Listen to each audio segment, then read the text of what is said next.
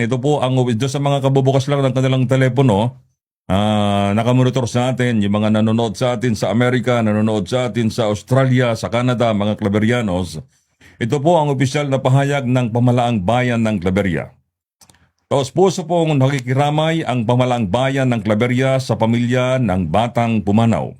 Kaisa po kami ng buong pamayanan sa pagdadalamhati at pag-aalay ng panalangin sa panahong ito ng matinding pagsubok. Walang salita ang nakakapawi sa sakit ng pagkawala ng isang mahal sa buhay, lalo na ng isang busmos na may maliwanag sanang kinabukasan. Naunawaan po namin ang matinding pag-aalala, lungkot at mga katanungan ng ating mga kababayan kaugnay ng insidenteng ito. Dahil sa bigat ng pangyayari, agad na nag-utos ang Pamalaang Bayan ng isang patas, transparent at walang kinikilingang investigasyon upang mabigyan linaw ang lahat ng anggulo at matuklasan ang buong katotohanan. Tinitiyak po namin sa publiko na walang impormasyon o ebidensya ang babalewalain. Ang lahat ng dokumento at testimonya ay susuriin ng husto ng mga otoridad upang matiyak ang hostisya. Habang gumugulong ang investigasyon, hinihiling po namin ang pangunawa at hinahon ng lahat.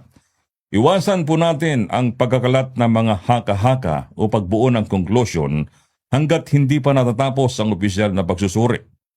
Kung mapapatunayan ang anumang pagkukulang, kapabayaan o paglabag sa protokol, ang sinumang responsable ay mananagot sa lalong madaling panahon alinsunod sa itinakda ng batas at ng tamang proseso. Ayon po yan kay Mayor L.A. Guillen.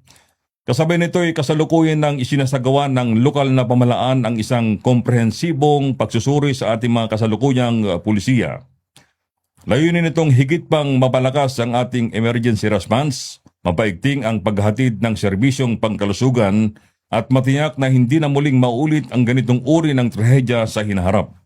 Agad ding nagpaabot ng tulong pinansyal at suporta ang Pamalaang Bayan ng Claveria upang matugunan ang mga agarang pangangailangan ng naulilang pamilya. Bukod dito, nagbigay rin ng personal na tulong at pakikiramay si Mayor Lucille Angelos L.A. Guillen.